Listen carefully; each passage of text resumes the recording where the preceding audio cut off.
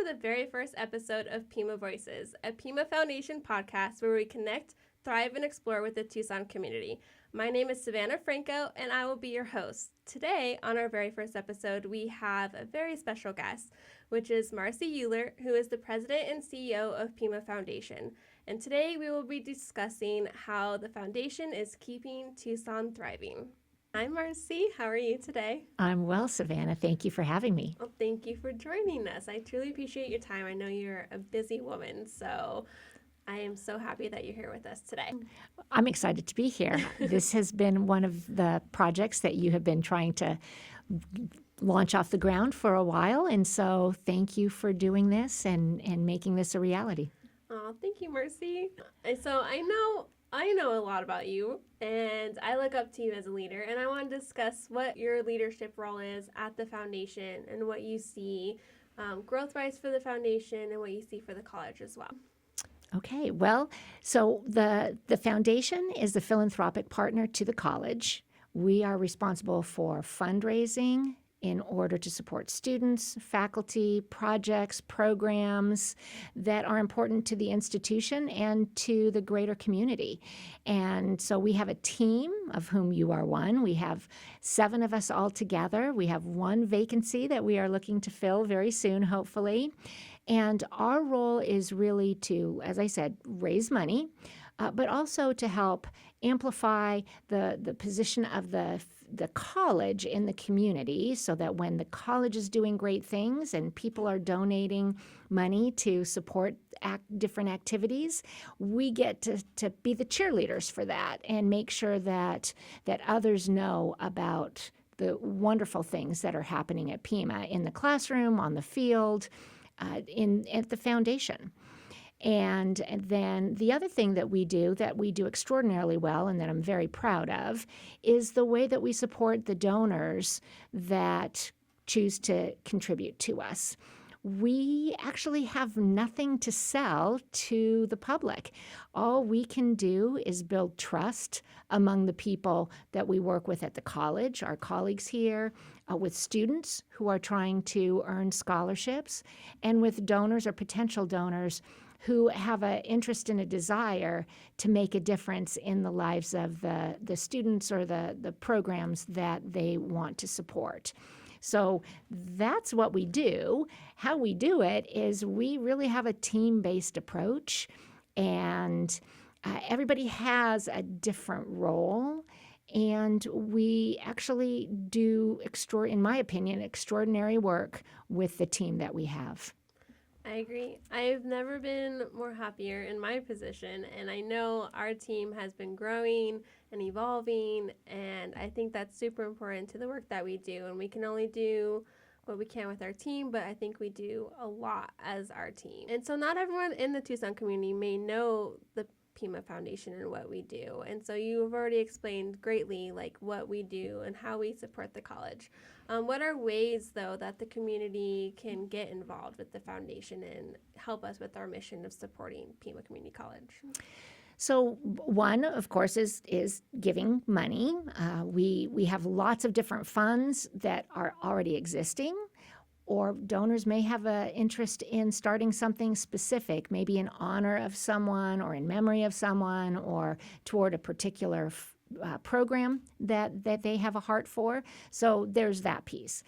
Other ways that people can get involved would be through engaging with us on social media. You just did some great posts from a little while ago around a press conference that we held with a donor with Rocking for Heroes, a Pima graduate who had been killed in the line of duty. He was an EMT graduate. He was killed in the line of duty several years ago, and this endowed scholarship was established in his memory. And so there was a press conference and all kinds of media, and then your follow-up with social media on the various platforms helped to spread that message about how important that gift was and how it will support students, not just now, but well into the future. And so social media is a way. We do a weekly e-blast. And so if people are interested in learning one or two little tidbits a week, then that would be a great way to learn what is happening. You're starting a blog. You've got your podcast. So there are ways that people can get involved in a relatively passive way by seeing what you are doing through the marketing piece. The other thing that we do is we are doing tours to introduce people in the community to various facilities or programs to help familiarize people with either new buildings or existing programs so that people who have an interest in learning more and getting a deeper understanding are able to come on those and educate themselves and learn how Pima really is making a difference in the community. We do some programs, events. Those are kind of few and far between, but we support a lot of things that the college does. And so when last year in the fall, we had NJCAA soccer championships here, and that was something the whole community was invited to. There are other events that we do with the fashion design program, the fashion show in the spring, or the arts department is doing something in October. So we interface with a lot of those departments in those kinds of events that are open to the general public. And you learn about those by interfacing with our social media or our e-blast, or listening to the podcast, reading the blog, or going to our website. So there are many ways that the Tucson community can engage with the foundation. And, touching on social media and the e-blast is just part of it, but also sharing those stories of how the foundation impacts students and the community as a whole. What is one of your favorite stories that you can share with the community on the foundation's work and how it has impacted, whether it was a student, a faculty member, a program that you would like to share with the community to have them understand how important the foundation work is? So I think actually one of the best examples of how impactful our work is going to graduation and seeing the students and the families who are celebrating this wonderful accomplishment, whether it's a certificate or a degree. And it is, you can't help leaving there and just feel so proud and excited about the work that we do. Some of the student stories are really around people that have told us we couldn't have finished our program, we couldn't have gone to school. We needed help. I had an emergency. We have emergency funds. I couldn't get to school because my car wasn't working. And because we gave them the help, they were then able to get their kids to childcare. They were able to get to work. They were able to get to their classes so they could get that skill, get that certificate, get that degree that meant they could get a better job. And there's countless stories like that. It is the work we do transforms lives. It changes people's, not just individuals, but families. That is just an amazing thing. And it's what gets me up every morning because I know that collectively our team and the people that work at Pima, who are part of my team, and in my opinion, the deans, the directors, faculty, even staff that answer phones, they are part of our team, and they make a difference every single day in helping us do the work that we do. Yeah, and I agree. Our team does do a lot, and our partnership with the college is really important. But also another great, collaboration we have is with our donors. We couldn't do our work without them as well, and they are super important to the transforming of the lives of our students and so forth. And so I know right now we still have a match going on that's can be even more impactful from a donor. And could you explain that match to us? Absolutely. So about 2.5 years ago, we were privileged to be able to get a matching grant. It is for every dollar we raise in new money to the foundation, we will get 50 cents added from the match. The match was for us to raise $10 million to receive $5 million. And that's a lot of money in our world. And so we are probably about halfway, a little more than halfway there toward meeting the entire match. And donors have really responded very positively to that opportunity because it helps leverage their money to go even farther than a singular gift. It helps elevate that gift even more. And so we are super grateful to the Connie Hillman Family Foundation for their belief in the foundation, for their belief in the college, for really changing lives in a positive way and making that challenge grant available to us. Yeah, that's truly transformational amount of money. And to think about where that extra money can go to, it can really extend a scholarship. It can go further, not just one student. It can go to two students. If a program needed extra funds to support something in their classroom, they can get more. And so having that match is truly amazing. And you're right. Like, thank you so much to the Connie Hillman Family Foundation, because we have been able to do even more than what we normally can, and that's truly life-changing. So yes, without a doubt. So speaking again to the community, was there anything else that you would like to share about the foundation that you think that they should know? So we are here to serve. We are here to serve our donors or potential donors. We're here to serve our college colleagues.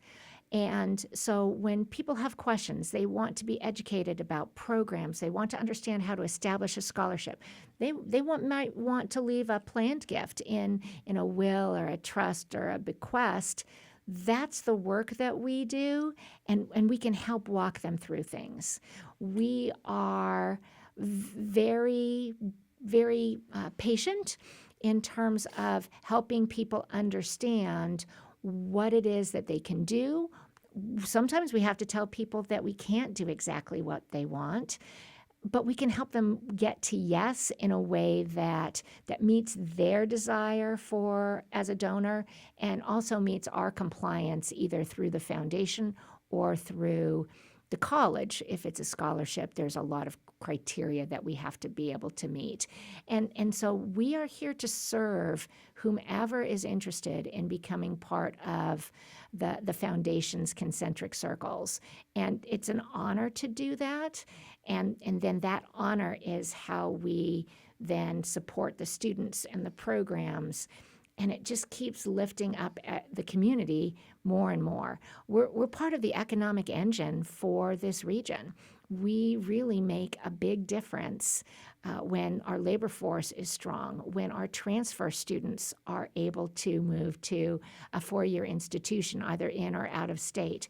And scholarships can make that happen. Program funds can help with state-of-the-art equipment or professional development for faculty, any number of things. And we'll work with donors to make sure that what they want to do is something that really helps with their desire to transform lives. Well, thank you so much, Marcy, for sharing more insight about the foundation, the work that not only you do, but everyone here as a team does. I know I'm very happy to be a part of this team and share all the great things that the college has to offer. Being a Pima alum, I'm still rooting for the college, and I love it, and I love all the new and exciting things that are happening, and being able to join the foundation team and help propel a student in the same way that I was propelled just means a lot. So thank you for having me even be a part of the team. I think we are very fortunate to have you, and we're thrilled that you are part of the team. And thank you for having me. I've never done this, and so this is an exciting first chapter for me to be able to be part of this podcast. So I appreciate it very much. Well, thank you so much. Like, your leadership with the foundation truly shows, and I know not only our team is grateful for you as a leader, but the college, the board, and everyone. So your work is going far. Thank you. And was there any other news or events that you wanted to highlight quickly for us, for the community? We have the car show coming up and so forth. Yeah, so in September in October, the Rotary Club of Tucson has a car show that is at the Gregory School. And Pima Foundation is one of the beneficiaries. And so we hope that people will buy tickets. The tickets are available on our website. And that money goes to Pima Start, and that stands for Success Through Advanced Reskilling and Training. And that is a program with the Center of Opportunity. It's a public-private partnership with the HSL, the Humberto Lopez Family Foundation, Pima Foundation, our workforce development department here at Pima, and the Center of Opportunity, which is housed at the Gospel Rescue Mission. We raised $80,000 from that last year, which was matched by the Connie Hillman Family Foundation. And those funds are used to make sure that the guests staying at the Gospel Rescue Mission are able to take coursework that allows them to get good jobs so they can move out of that situation and not have to pay for those classes. So it eliminates any kind of student loan debt, which is amazing. We are working to scale that up to other people in the community, other organizations in the community that are serving similar populations. And so that is one event. The other event that I would highlight is the El Tour Run or Ride. And I believe you are actually running in the El Tour race. Yes, and I'm doing my first 5K. There you go. And so as a runner, you are choosing to fundraise for the foundation. We're the charitable partner with El Tour. And anybody can do that would like to, either through racing on feet, or racing on a bike, or just making a contribution through El Tour. And that is November 23rd, I believe, the Saturday before Thanksgiving. So we are this is our first time participating in El Tour, and we're very excited to see how this relationship might continue to evolve as well. Well, you guys heard it from Marcy. We hope to see you at the Tucson Classics Car Show at the Gregory School, and maybe even on a bicycle, or maybe I'll see you running the 5K for El Tour. So if you have any questions or information or want to learn more, you can visit our website at pimafoundation.org, and we'd be happy to answer any questions that the Tucson community has. And so thank you guys for joining us for our first ever episode of Pima Voices, and I will be seeing you next time with Amber Smith, the Pima Foundation Board of Directors Chair, who is also the CEO of Pipeline Arizona. Thank you and have a great day.